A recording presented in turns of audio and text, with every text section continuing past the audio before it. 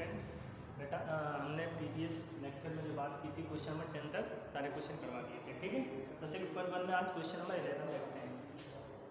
Application of derivative चल रहा था, ठीक है। क्वेश्चन क्या है? A particle moves along the curve 6y + x² + 2, find the point on the curve at which the y coordinate is changing 8 times the fast as x coordinate. देखो question क्या बोला है, एक कर्व दिया है और उस कर्व की इक्वेशन दी है 6y = x² + 2, ये कर्व दिया हुआ है, ठीक है। और क्या बोला है? Find the point on the curve, इस कर्व पे उस पॉइंट को निकालना है जहां पर y कोऑर्डिनेट जो चेंज हो रहा है वो 8 times as fast as x coordinate. कहने का मतलब y कोऑर्डिनेट जो चेंज हो रहा है वो x कोऑर्डिनेट के कंपेयर में 8 टाइम्स ज़्यादा फास्ट चेंज हो रहा है, ये दिया है। क्या बोला है? चेंज को किससे लिखेंगे बेटा? d से, यानी कि y कोऑर्डिनेट चेंज हो रहा है तो उसको क्या लिखेंगे? dy लिखेंगे ना। चेंज किससे दिखाते हैं? d से, dy। ये जो है वो कह रहा है वो 8 टाइम्स है x कोऑर्डिनेट के चेंज होने पे। जो x कोऑर्डिनेट जितना चेंज हो रहा है उसका 8 टाइम्स कौन चेंज हो रहा है? y कोऑर्डिनेट चेंज हो रहा है, ये बोला गया है, ठीक है। तो हमको फाइंड करना है उस पॉइंट को, उस पॉइंट के कोऑर्डिनेट फाइंड करना है जहां पर ये चीज हो रही है, ठीक है। Find the point on the curve where y coordinate change 8 times the x coordinate as fast, जितना तेजी चेंज हो रहा है उतनी तेजी चेंज हो रहा है, ये बोला गया है। तो यहाँ से क्या मैं इसको लिख सकता हूँ? dy/dx = 8। अब यहाँ पर देखो टाइम वगैरह नहीं दिया, टाइम के रेस्पेक्ट में कोई भी चीज़ नहीं दी। ये भी जो कर्व तुम्हारा उसकी इक्वेशन y और x के फॉरवर्ड में है, ठीक है। t है कहीं पे, यानी कि टाइम के रेस्पेक्ट में नहीं दिया तो आप डायरेक्टली ऐसे ही पोजीशन के रेस्पेक्ट में इसको डिफ्रेंशिएट कर सकते हैं, ओके। तो यहाँ पर क्या लिखेंगे? डिफ्रेंशिएटिंग अलॉन्ग x के रेस्पेक्ट में डिफ्रेंशिएट करने पर क्या होगा? Differentiate with respect to x के रेस्पेक्ट में ही डायरेक्ट कर देंगे तब भी आंसर आ जाएगा अपना। तो क्या हो जाएगा? 6 dy/dx = ये कितना हो जाएगा? 2, यहाँ पर क्यूब है बेटा, x³ है, ठीक है। ये हो जाएगा 3x² + 0, कांस्टेंट का तो 0 होता है। यहाँ से dy/dx कितना हो जाएगा? dy/dx = 3x² / 6, ये 3 से कैंसिल तो क्या होगा? x² / 2। अब dy/dx दिया है तो इसको पुट करेंगे 8 = x² / 2। यहाँ से x² कितना हो जाएगा? 16, देन x = ±√16, या x की वैल्यू कितनी हो गई? ±2। x की वैल्यू क्या हो गई? ±4 हो गई, ठीक है। अब इसकी निकल आई, अब किसकी निकालना बेटा? y की। तो क्या करेंगे? इस इक्वेशन में पुट कर दो y की वैल्यू। चलो पुट करो। जब इस वाली इक्वेशन पुट करेंगे तो देखो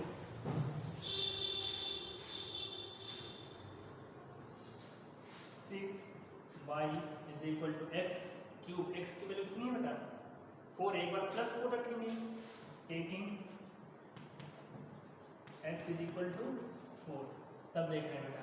तो यहाँ पर देखो 4³ + 2, ये कितना हो जाएगा? y = 4 का क्यूब कितना हो जाएगा? 64 + 2 / 6, y = 66 / 6, ये कैंसिल हो गया, क्या है? 11, यानी कि y की वैल्यू क्या हो गई? 11 आ गई, ठीक है। और जब x हम लेंगे क्या बेटा? x = -4 लेंगे तो क्या हो जाएगा? 6y = -4 का क्यूब + 2, एंड y = -4 का क्यूब -64 + 2 / 6, y = -62 / 6। 2 से कैंसिल आउट करो बेटा इसको, 2 3 जा 6 एंड 2 3 जा 6, 2 1। अब तो कैंसिल आउट होगा ना, यानी कि -31/3 ये हमारे। तो कोऑर्डिनेट हमारे जो कौन से निकल गया बेटा? एक कोऑर्डिनेट होगा +4, 11, एंड दूसरा होगा -4, -31 / 3। ये कोऑर्डिनेट हमारे निकल के आए। ओके, आंसर मैच कर दीजिएगा बेटा। हाँ, तो कोऑर्डिनेट हमारे क्या है,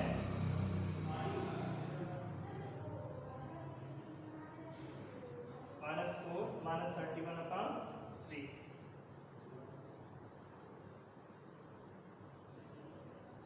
ओके, तो ये हमारे क्वेश्चन ये हो गया।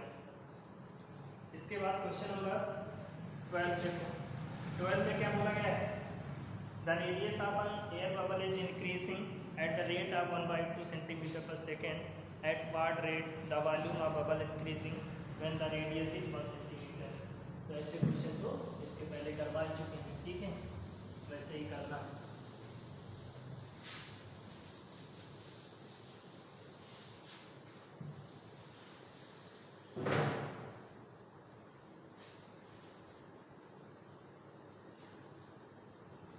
जो रेडियस में चेंज दिया है यानी कि dr/dt सेंटीमीटर पर सेकेंड दिया है, पर सेकेंड मतलब बेटा टाइम के रेस्पेक्ट में दिया है, तो रेडियस चेंज हो रही है टाइम के रेस्पेक्ट में, तो dr/dt, ठीक है।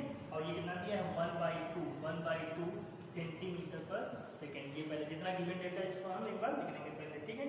इसके बाद क्या बोला है, वॉल्यूम में कितना चेंज होगा अगर r = 1, if r = 1 then changing in volume, ये निकालना है, यानी कि dv/dt निकालना है। dv/dr नहीं निकालेंगे, क्यों, क्योंकि यहाँ पे जो रेडियस चेंज हो रही है वो टाइम के रेस्पेक्ट में चेंज हो रही है, तो वॉल्यूम भी टाइम के रेस्पेक्ट में ही चेंज होगा, ठीक है। तो यहाँ से फाइंड करते हैं, r = 1 सेंटीमीटर पे हमको ये फाइंड करना है, ठीक है। अब देखो जो तुम्हारा ये क्या था, बबल था, ठीक है, यानी कि स्फीयर, इसका वॉल्यूम पता है क्या होता है,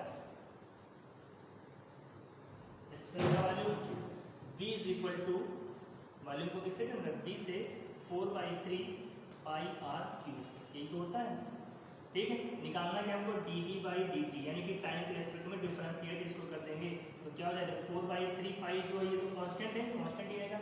रेडियस हमारा वेरिएबल है, वेरी कर रही है, इसलिए इसका डिफरेंशिएशन हो जाएगा, और कितना होगा 3r² एंड dr/dt चेंज, ठीक है।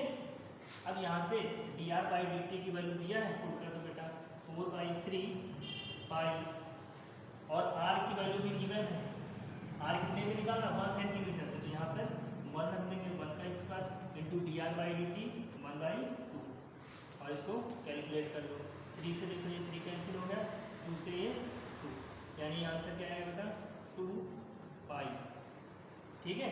2 पाई चेंज होगा सेंटीमीटर क्यूब पर सेकेंड, वॉल्यूम की यूनिट क्या होती है, सेंटीमीटर क्यूब होगी, एंड टाइम सेकेंड, ठीक है।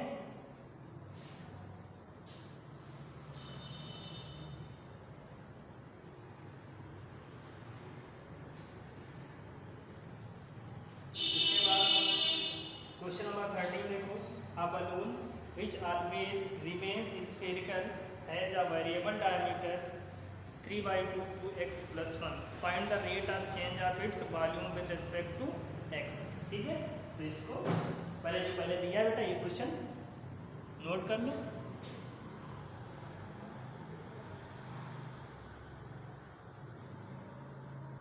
ओके, तो क्वेश्चन देखो बेटा क्या है, डायमीटर दिया है, लिख दिया है हमने 3/2 to x + 1, ये वेरिएबल डायमीटर है, तो कह रहा है जो स्फेरिकल है उसका वॉल्यूम कितना होगा, rate of change of volume निकालना है, ठीक है।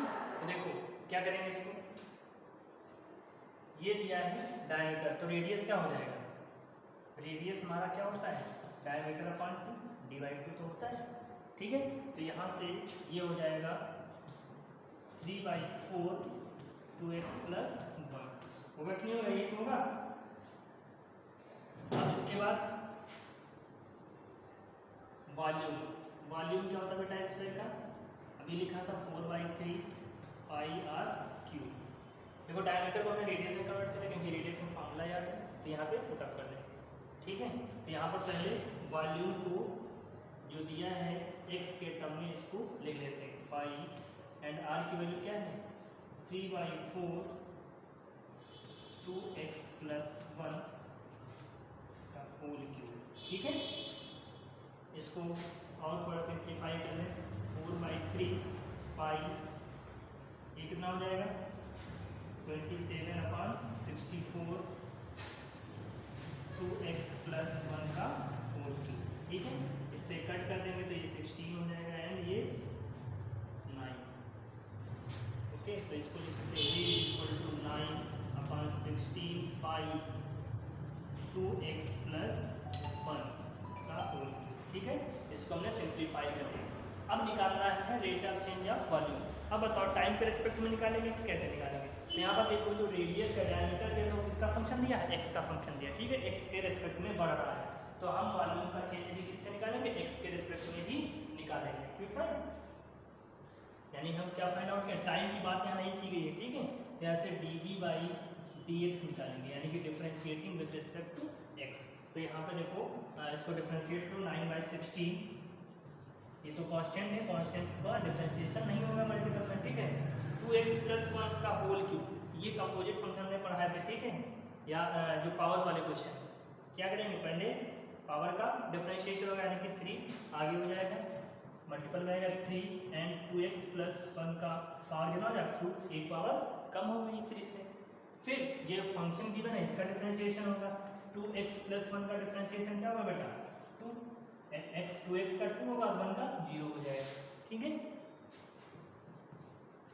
अब इसको कट कर दो तो 2 से ये 8 यानी कि क्या है 27/8 पाई 2x + 1 होल स्क्वायर। यही हमारा dv/dx फाइंड हो गया, यानी कि rate of change of volume with respect to x. X के रिस्पेक्ट में वॉल्यूम कितना बढ़ेगा, अगर जो डायमीटर इससे बढ़ेगा तो वॉल्यूम इस तरीके से बढ़ रहा होगा। ये चीज़ें बताई गई थी। ठीक है, इसके बाद क्वेश्चन देखते हैं, अगला क्वेश्चन। ठीक है, इसको नोट कर लेना। ओके, अगला क्वेश्चन है क्वेश्चन नंबर 14। ठीक है, sand is pouring from a pipe eight the rate of 12 cm3/s। कह रहा है क्वेश्चन नंबर 14, देखो अच्छा क्वेश्चन है, इस टाइप से क्वेश्चन पूछे जाते हैं आपके। ठीक है, sand is pouring from a pipe eight the rate of 12 cm3/s। The falling sand form a cone on the ground. और जो सैंड पाइप से गिर रही ना जो ग्राउंड पे, वो कौन सा शेप फॉर्म कर रहा है, एक कोन की तरीके का शेप फॉर्म कर रहा है। In such a way that the height of cone is always 1/6 of radius. और इस तरीके से गिर रही मिट्टी की जो उसकी हाइट है बेटा, वो हमेशा और हमेशा 1/6 किसके रहेगी, रेडियस की रहेगी। ठीक है, how fast the height of sand cone increasing when height is 4 cm। तो कह रहा है कि बताओ उसकी हाइट कितनी तेज इंक्रीज होगी जब वो 4 cm हाइट कवर कर लिया हो टोटल, तब उसकी हाइट किस रेट से इंक्रीज किया। यानी देखो हमको क्या निकालना, पहले देखते हैं इसमें एक पाइप है बेटा। ठीक है, इस पाइप से मिट्टी गिर रही नीचे। ठीक है, ये मिट्टी गिर रही है वो कुछ ढेर ऐसे बना रहा है, देखो ऐसे बनता है ना, यानी कि कोन का ढेर बना रहा है। किसका बना रहा है बेटा, कोन का ढेर। ऐसे ऐसे मिट्टी गिरती जा रही है इसमें, ये हुई हाइट। और ये बोला कि हाइट हमेशा और हमेशा क्या बेटा, h जो है वो 1/6 ऑफ रेडियस बोला गया है। चाहे जितनी मिट्टी गिर जाए, जो हाइट बढ़ रही तो रेडियस की, लेकिन रेडियस भाई हाइट बढ़ेगी तो रेडियस में मिट्टी गिरेगी बेटा, इधर भी फैलेगा और ऊपर भी उठेगा, है कि नहीं। जब ऊपर उठेगा तो नीचे भी मिट्टी फैलेगी, यानी हमेशा हाइट बढ़ेगी तो रेडियस भी बढ़ेगी। यानी कि हमेशा क्या रहेगी बेटा, हाइट 1/6 ही रहेगी, किसकी, रेडियस की 1/6 रहेगी। और ये जो मिट्टी गिर रही है 12 cm3/s। कहने का मतलब 1 सेकेंड में कितनी मिट्टी गिर रही है, 12 cm3। वॉल्यूम दिया है, सेंटीमीटर क्यूब किसकी होती है, वॉल्यूम की होती है। यानी जो पाइप से मिट्टी गिर रही है वो 1 सेकेंड में 12 cm3 गिर रही है। ठीक है, और गिरने पर यहाँ पर क्या बना रहा है, कोन का फॉर्मेशन कर रहा है। कोन की जो हाइट है बेटा वो हमेशा 1/6 रहेगी रेडियस की, ये बोला गया है। ठीक है, तो जब h 4 होगा तब हमको इसका dh/रेट ऑफ चेंज ऑफ हाइट निकालना है। dh/dt निकालेंगे या dh/dr निकालेंगे, dh/dt। यहाँ पे देखो पर सेकेंड, यानी कि टाइम के रेस्पेक्ट में बात हो रही है यहाँ पे। ठीक है। तो dh/dt निकालना है हमको कब, जब h है 4 सेंटीमीटर, क्या है 4 सेंटीमीटर है, तब हमको निकालना है, ठीक है।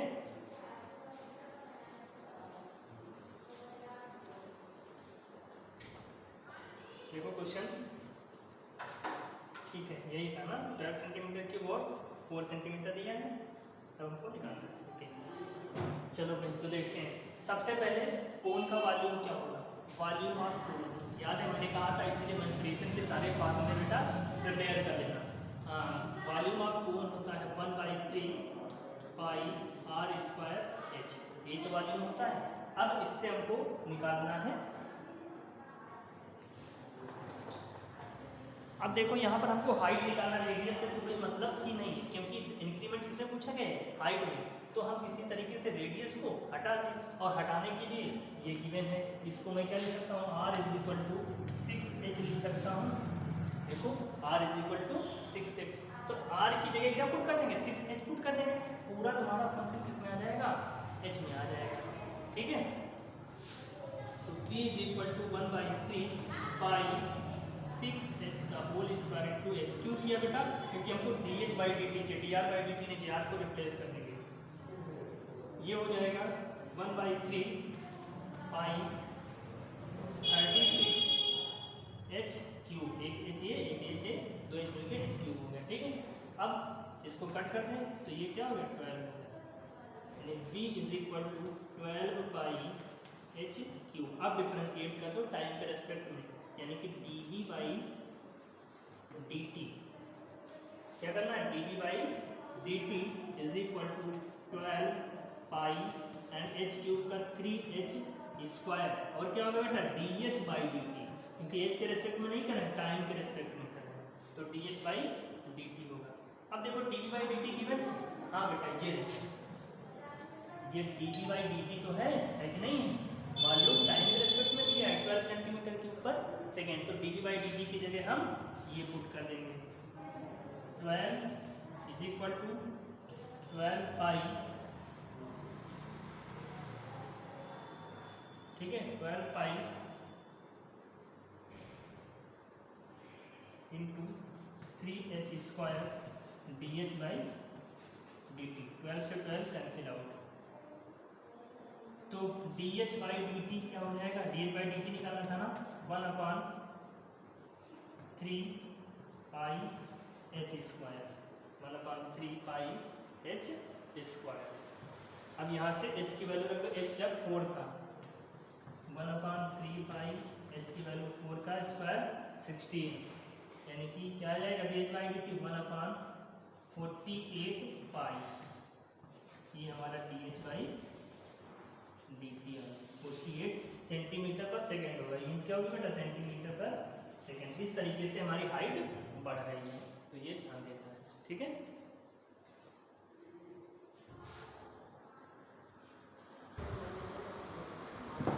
तो बेटा आप क्वेश्चन नंबर 15 देखें, ठीक है, 14 आपका हो गया, ठीक है। 15 में बोला है मार्जिनल कास्ट का एक कॉन्सेप्ट दिया है, यानी कि कॉमर्स से, उसको भी थोड़ा देखते हैं, थोड़ा कॉमर्स का है, ध्यान दें क्या बोला गया है, the total cast CX in rupees associated with production of X unit item given by CX, ये 15 नंबर क्वेश्चन है बेटा, CX, X मतलब C जो कॉस्ट है वो X का फंक्शन है, ठीक है, 0.007 x³ माइनस 0.003 x² प्लस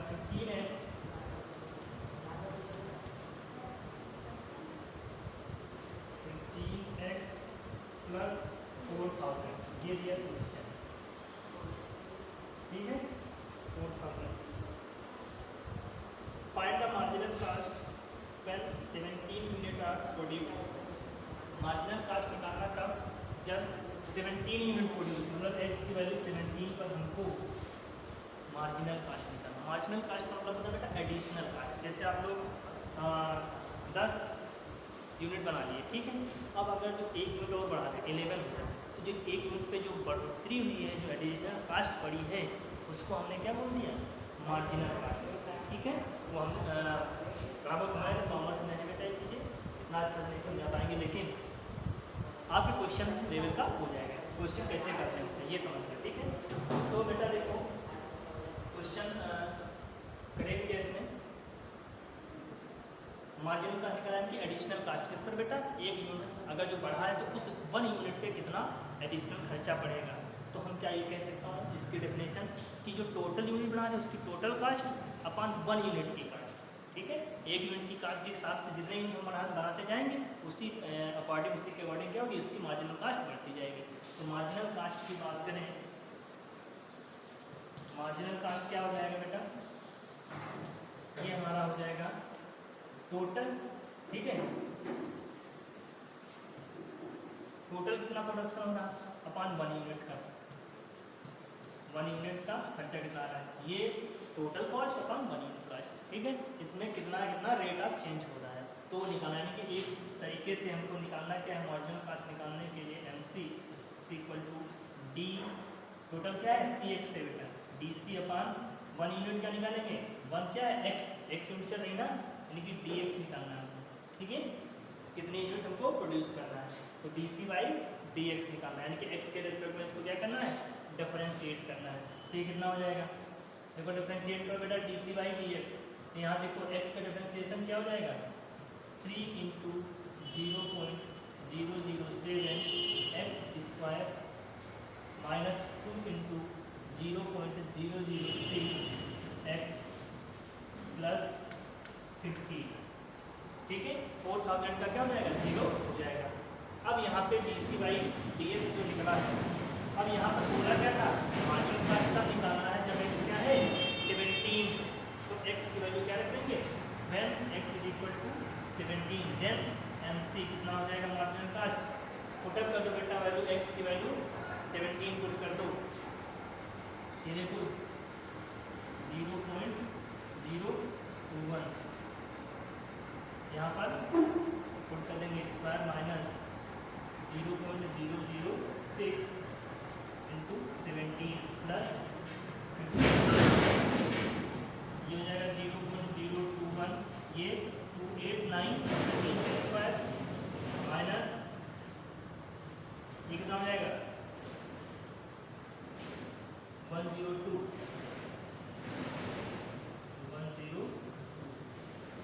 यानी कि 0.102 हो जाएगा। ठीक है, प्लस 50, इसका मल्टीप्लीकेशन करो कितना आ जाएगा,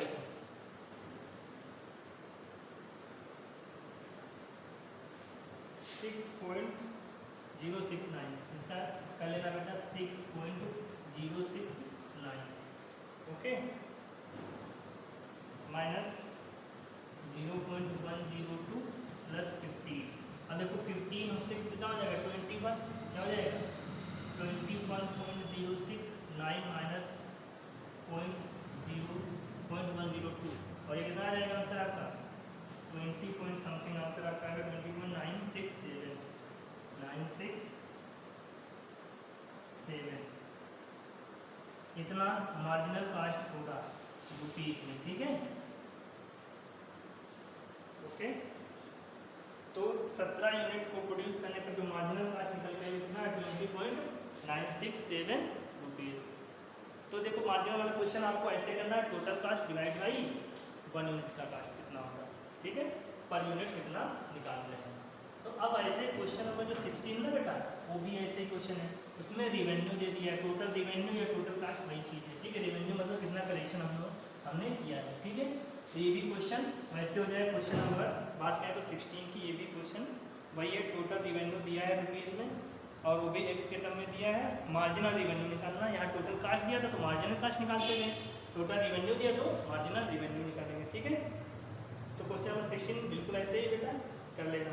क्वेश्चन नंबर 17 में देखो, the rate of change of area of circle with respect to its radius at r is equal to 6 centimetre is 10 pi 12 pi and 8 pi. ठीक है, ऑप्शन दिए हैं बेटा इसके सारे, rate of change of area निकालना हमको सर्किल का, तो एरिया क्या होता है सर्कल का, पाई आर स्क्वायर होता है। एरिया क्या होता है, पाई आर स्क्वायर। और यहाँ पर देखो जो गिवन है यहाँ पे टाइम नहीं है, ठीक है, टाइम के रिस्पेक्ट में हम चेंज नहीं निकालेंगे, रेडियस के रिस्पेक्ट में है तो रेडियस में ही निकालेंगे, यानी कि D A by D R निकालेंगे। ये कितना हो जाएगा 2 पाई आर। अब जितने भी आपसे इसमें बोलेंगे सारे को कट करते चले जाओ। पहला क्या बोला गया है, जब आर 6 सेंटीमीटर तो आर की वैल्यू 6 रख देंगे यहाँ पर, 2 पाई इंटू 6 कितना हो जाएगा 12 पाई। ठीक है, ऐसे ही क्या बोला गया है, अच्छा मल्टीपल चॉइस का क्वेश्चन था ये भी, यहाँ ठीक कितना आएगा इसका आंसर 12 पाई, आंसर कितना आएगा 12 पाई। ठीक है, यानी कि आंसर आपका जो बी है वो करेक्ट है। R is equal to 6 centimetre पे 12 पाई आपका आंसर आएगा। ओके, लास्ट क्वेश्चन बचा बेटा आपका,